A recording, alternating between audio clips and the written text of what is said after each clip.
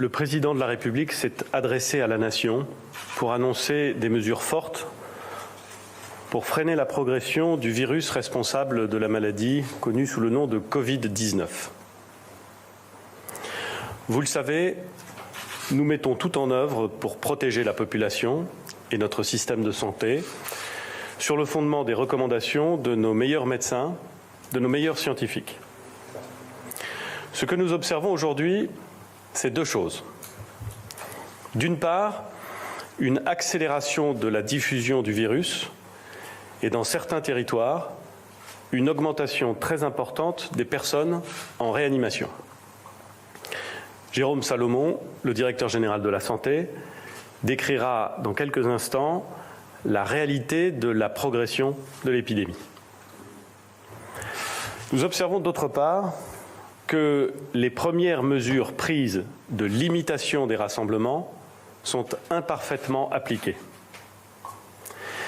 L'immense majorité des scientifiques le dit, la meilleure façon de freiner la progression de l'épidémie, c'est ce qu'ils appellent la distanciation sociale. Je ne vous dis pas que c'est un joli terme.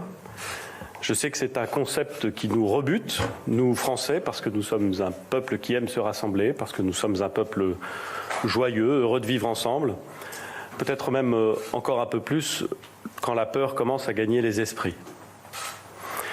Après les annonces du président, jeudi soir, vendredi et encore ce matin, je suis sorti et chacun a pu faire cette expérience.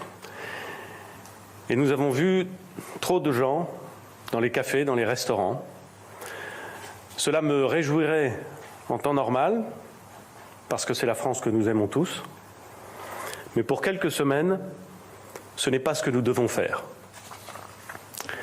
Face à l'accélération de la propagation du virus, j'ai à nouveau consulté aujourd'hui, en lien permanent avec le président de la République et avec le ministre des Solidarités et de la Santé, le conseil scientifique installé auprès du gouvernement pour nous accompagner au quotidien dans cette crise sanitaire.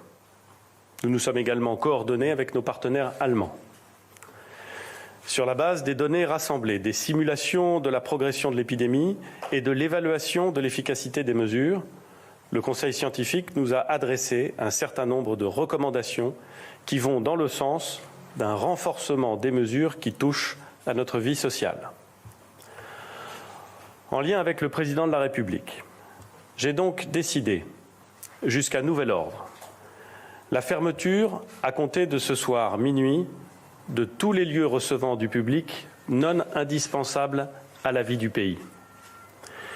Il s'agit notamment des restaurants, cafés, cinémas, discothèques. Les lieux de culte resteront ouverts, mais les rassemblements et les cérémonies devront être reportés. Il s'agit également de tous les commerces, à l'exception des commerces essentiels. Resteront notamment ouverts les magasins et marchés alimentaires, les pharmacies, les stations essence, les banques et les bureaux de tabac et de presse. Tous les services publics essentiels à la vie de nos concitoyens resteront évidemment ouverts. Les transports urbains continueront de fonctionner, mais j'appelle les Français à diminuer leurs déplacements et en particulier à éviter les déplacements interurbains. Les opérateurs de transport public vont progressivement adapter leur plan de transport en ce sens. Je le dis avec gravité, nous devons tous ensemble montrer plus de discipline dans l'application de ces mesures. Ce que nous devons faire en ce moment, c'est tout simplement éviter au maximum de se rassembler, limiter les réunions amicales et familiales, n'utiliser les transports en commun que pour aller au travail et seulement si la présence physique au travail est indispensable, ne sortir de chez soi que pour faire ses courses essentielles, faire un peu d'exercice ou voter. Sur ce sujet des élections municipales, nous avons à nouveau sollicité le Conseil scientifique au regard des dernières évolutions de l'épidémie. Ils nous ont confirmé que le premier tour pouvait se dérouler demain en respectant strictement les consignes de distanciation et de priorisation des personnes âgées et des personnes fragiles que nous avons rappelées cette semaine.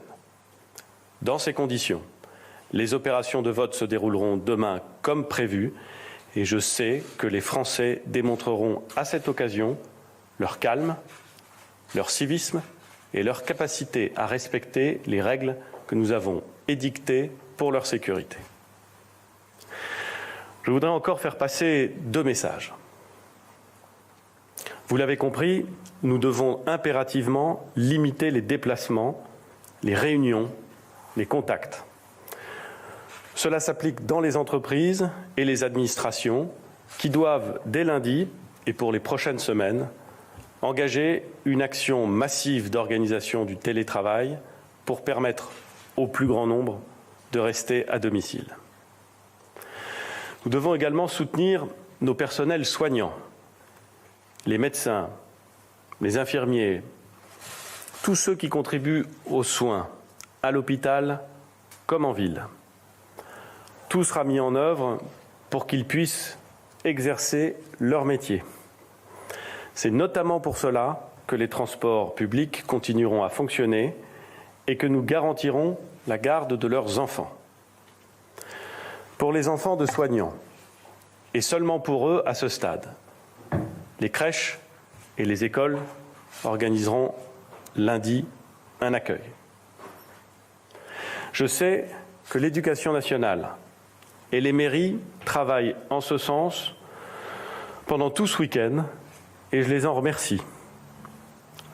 Nous devons rassurer nos soignants. Vos enfants seront accueillis pendant que vous travaillez pour nous, dans de bonnes conditions de protection pour eux-mêmes et pour vous. Progressivement, ce dispositif sera étendu à tous les enfants des personnels essentiels à la continuité de la vie de la nation. Nous devons, mes chers compatriotes, rassurer nos soignants, mais nous devons aussi les aider. En respectant les consignes, les gestes barrières contre le virus et les consignes que je viens de rappeler. Vous vous aidez vous-même, mais vous les aidez. Vous les aidez en évitant qu'ils ne soient submergés par l'accueil des cas sévères. Mes chers compatriotes, notre objectif avec le Président de la République est de protéger la nation, de vous protéger, chacune et chacun d'entre vous. J'ai conscience des efforts et des sacrifices qui sont demandés.